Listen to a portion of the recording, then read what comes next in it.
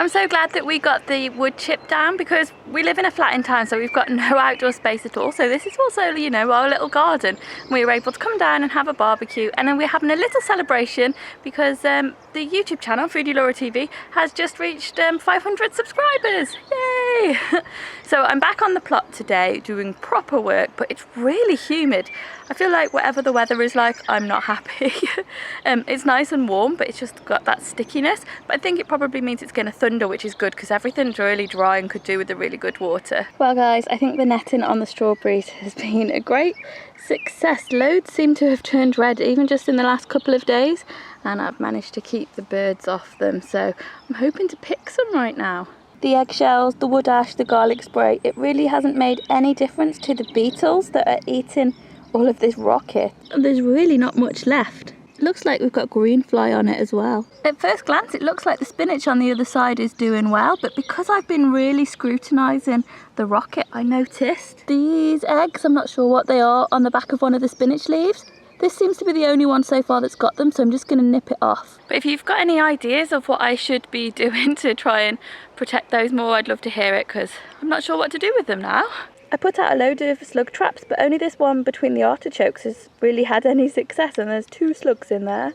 But hopefully that has protected them a little bit. They are still tiny, these ones, so I'm not expecting any artichokes this year, but next year these will be great. Well, we really did get the rain. It was quite thundery, but the wind didn't seem that bad, but something terrible's happened to the gooseberry bush. It's just snapped off. There is a lot of weight in all of the gooseberries that were on this bush, but you know, the trunk seems quite big too.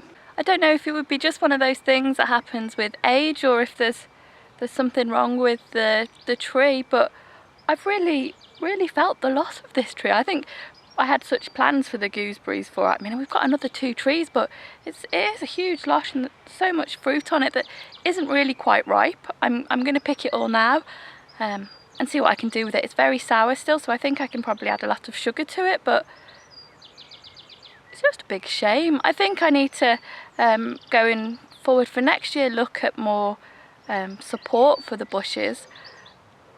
But it's been here for a long time. When we first got the plot, we did a Google map, a Google Earth view of it, and the gooseberry bushes, well, the fruit bushes at least, were here in 2008, and I'm pretty sure that included these gooseberry bushes because it looked like the solid line down the edge of the plot, so it must be quite an old bush. It's sad, isn't it? So I'm gonna get on with picking those off now. Well, once I actually started pruning this back, I can see it's no surprise that it did collapse the weight that it was trying to hold. It's just this main stem holding 4 branches, and this is what I pruned back off it, so there's like a whole wheelbarrow full of branches.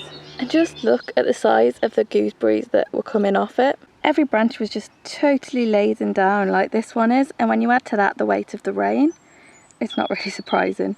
So this is my cute truck that I usually do my harvesting in, and this is the bin bag that I needed to collect all of the gooseberries. They're pretty deep in there too. I'm not really good at guessing weights, but that's heavy.